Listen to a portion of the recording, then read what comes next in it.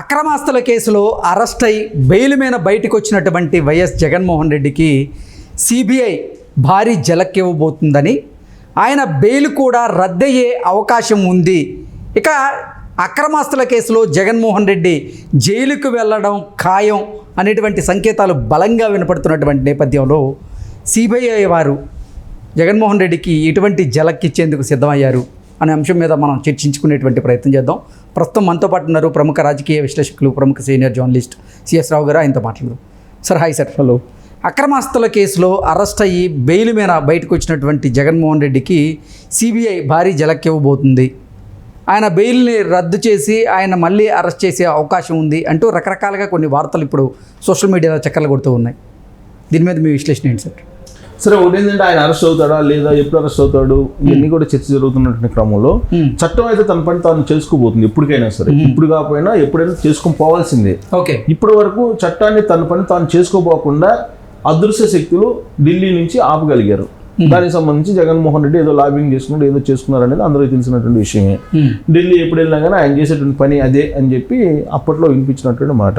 సరే, ఇప్పుడు కోర్టుకి హాజరు కావాలి శుక్రవారం రోజు. ప్రతి శుక్రవారం కోర్టుకు హాజరు కావాలి ఆయన. కానీ ఆయన చేసినటువంటి పిటిషన్ ఏంటి? తాను ముఖ్యమంత్రిగా ఉన్నాను కాబట్టి వ్యక్తిగతమైనటువంటి హాజరు నుంచి మాకు కొంత ఉపశమనం ఇవ్వండి, మినహాయింపు ఇవ్వండి అని అడిగారు.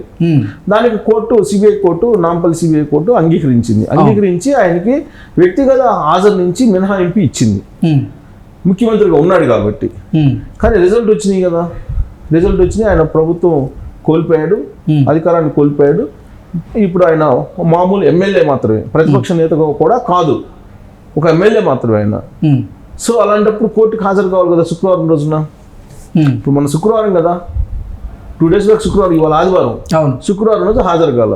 శుక్రవారం రోజు ఎందుకు హాజరు కాలేదు అనే దాని మీద సిబిఐ కోర్టు నోటీసులు ఇచ్చినట్టు తెలుస్తుంది. నోటీసులు జారీ చేశారు. రేపు మోప ఆయనకి చేరే అవకాశం ఉంది. ఆల్రెడీ నోటీసులు ప్రిపేర్ అయినాయి అంటున్నారు. సో ఆ నోటీసులు ఏంటి? శుక్రవారం రోజు నువ్వు వ్యక్తిగతంగా హాజరు కావాలని. యాక్చువల్గా ఆ మినహాయింపు ఎప్పటి వరకు వాళ్ళు ఇచ్చింది ఆర్డర్? ముఖ్యమంత్రిగా ఉన్న రోజులు మాత్రమే, కొంతకాలం మాత్రమే మినహాయింపు. సో ఆ ముఖ్యమంత్రి పదవి నుంచి వెళ్ళిపోయారు కాబట్టి ఇప్పుడు ఆటోమేటిక్గా వాళ్ళు ఇచ్చినటువంటి ఆర్డర్ పోతుంది, చెల్లదు. కాబట్టి ఖచ్చితంగా శుక్రవారం రోజు ఆయన కోర్టుకు హాజరు కావాలి. కోర్టుకు హాజరు కావాలి శుక్రవారం, మొన్న శుక్రవారం హాజరు కాల. కాబట్టి నువ్వు ఎందుకు హాజరు కాలేదని చెప్పి నోటీసులు ఇష్యూ చేస్తుంది. కాబట్టి వచ్చే శుక్రవారం ఖచ్చితంగా నాంపల్లి సిబిఐ కోర్టు దగ్గర హాజరు కావాల్సి ఉంటుంది. ఆయన వ్యక్తిగత హాజరు కంపల్సరీ ప్రతి శుక్రవారం ఆయన హాజరు కావాల్సిందే. ఇప్పటికే కొన్ని వందల డిశ్చార్జ్ పిటిషన్లు వేస్తున్నారు. ఈ డిశ్చార్జ్ పిటిషన్ల మీద విచారణ జరగాలి. ఇప్పటి వరకు విచారణ వేగంగా జరగలేదు, ఆగిపోయింది. సో కాబట్టి విచారణ జరగాలి. కాబట్టి ఇప్పుడు ఆయన వ్యక్తిగతంగా హాజరైన తర్వాత విచారణ వేగవంతం అవుతుంది. ఇంకోటి ఏంటంటే డైలీ విచారణ అనేది కూడా ఒకటి వినిపిస్తుంది. 19వ తారీఖు నుంచి జగన్మోహన్ రెడ్డి కేసుల మీద రెగ్యులర్ విచారణ జరుగుతుంది అనేది కూడా వినిపిస్తుంది. ఎందుకంటే సుప్రీంకోర్టు దానికి టైం బౌండ్ పెట్టింది.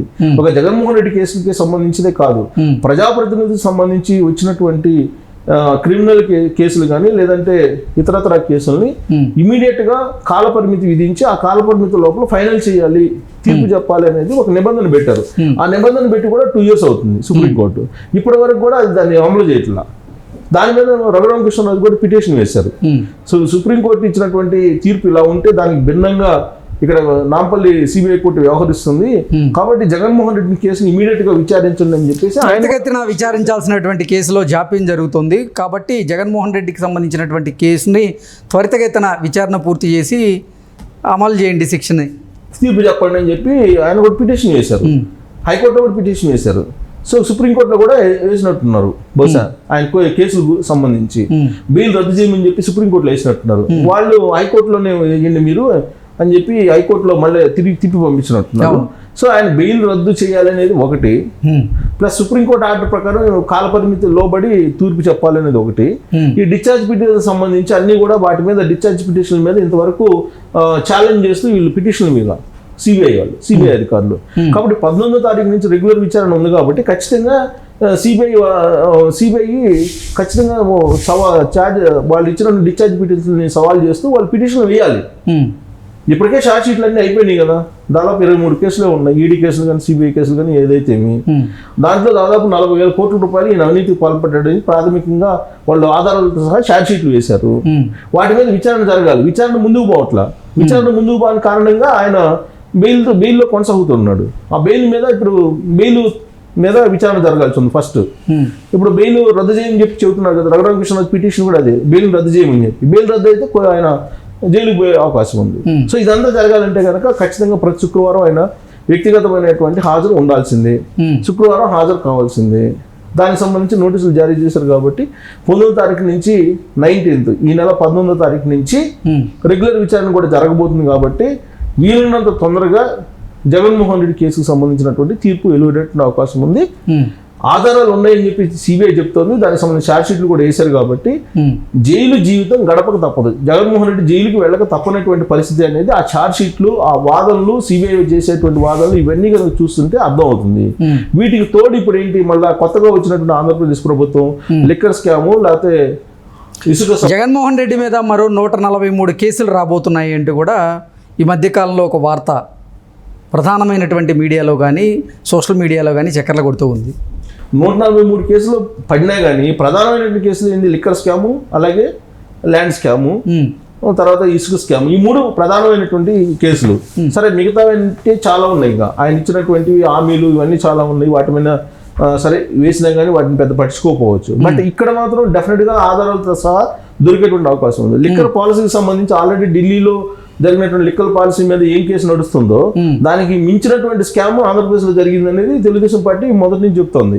ఇప్పుడు అధికారంలోకి వచ్చింది, ఇప్పుడు వాళ్ళు ఏదైతే ఆరోపణలు చేశారో ఆ ఆరోపణలు కనుక నిరూపించలేకపోతే ప్రజల మధ్య పలసలయ్యేటువంటి అవకాశం ఉంది తెలుగుదేశం పార్టీ. కాబట్టి ఖచ్చితంగా ఆధారాలతో సహా వాళ్ళు కేసు పెట్టే అవకాశం ఉంది. ఎందుకు Chandrababu Naidu power point presentation ఇచ్చారు కదా, లిక్కర్ స్కామ్ కు సంబంధించి 30,000 కోట్ల రూపాయలు కుంభకోణం జరిగిందని చెప్పి. ఇప్పుడు ఆ 30,000 కోట్ల కుంభకోణానికి సంబంధించినటువంటి ఆధారాలు సేకరించి ఆయన మీద కేసేసి ఆయన కనుక అరెస్ట్ చేయించి లోపల పంపించకపోతే అవన్నీ గాలి ఆరోపణల కింద మిగిలిపోతాయి కదా, దానికైతే సిద్ధంగా ఉండదు కదా తెలుగుదేశం పార్టీ. కాబట్టి ఖచ్చితంగా లిక్కర్ స్కామ్ కు సంబంధించి లిక్కర్ లో ఏం జరిగింది, అసలు తయారీదారు ఆయనే, పంపిణీదారు ఆయనే, అమ్మకందారు ఆయనే, అన్ని ఆయనే కదా, జగన్మోహన్ రెడ్డి కదా. మరి ఖచ్చితంగా ఆయన్ని బాధ్యత చేయాల్సింది. Already Vasudev Reddy beverages corporation ఎండీని ఇళ్ల మీద దాడి చేస్తున్నారు కదా సిఐడి వాళ్ళు నిన్న మొన్న. సో కాబట్టి ఆధారాలు, ప్రాథమిక ఆధారాలు సేకరిస్తున్నారు. ఈ లోపుగా ఫైల్ అన్ని ఏదో మూవ్ అవుతుంది అని చెబుతున్నారు, దాటిని కూడా సీజ్ చేశారు. సిఆర్పిఎఫ్ మొత్తం బందోబస్తు పెట్టారు అక్కడ. సో కాబట్టి పకడ్బందీగానే ఉన్నారు. అలాగే మైనింగ్ చాలా పెద్ద కుంభకోణం మైనింగ్ అనేది, సో దాని మీద కూడా ఎంక్వైరీ చేసేటువంటి అవకాశం ఉంది. ల్యాండ్ స్కామ్ ఇంకా పెద్దది, మొత్తం 25 లక్షల ఎకరాల్లో ఆంధ్రప్రదేశ్ అసైన్ ల్యాండ్స్లో 4 లక్షల ఎకరాలు వీళ్ళు మొత్తం రిజిస్ట్రేషన్ చేయించుకున్నారు అనేది ప్రాథమికంగా అనిపిస్తుంది కదా. దాంట్లో చీఫ్ సెక్రటరీ మాజీ జవహర్ రెడ్డి కూడా ఉన్నారనేది అనిపిస్తుంది కదా. ఇవన్నీ ఖచ్చితంగా బయటకు వస్తాయి. ఇప్పుడు ఉన్నటువంటి కేసులతో పాటు అదనంగా జగన్మోహన్ రెడ్డి మీద కేసులు బుక్ అయ్యేటువంటి అవకాశం ఉంది. కాబట్టి ఒక నెల అటో ఇటో ఆయన జైలుకి వెళ్తే మాత్రం ఖాయంగా కనిపిస్తుంది ఆ కేసులను బట్టి, ఆ కేసుల యొక్క ప్రోగ్రెస్ని బట్టి మనం అబ్జర్వ్ చేస్తే. Okay sir, thank you so much. Thank you.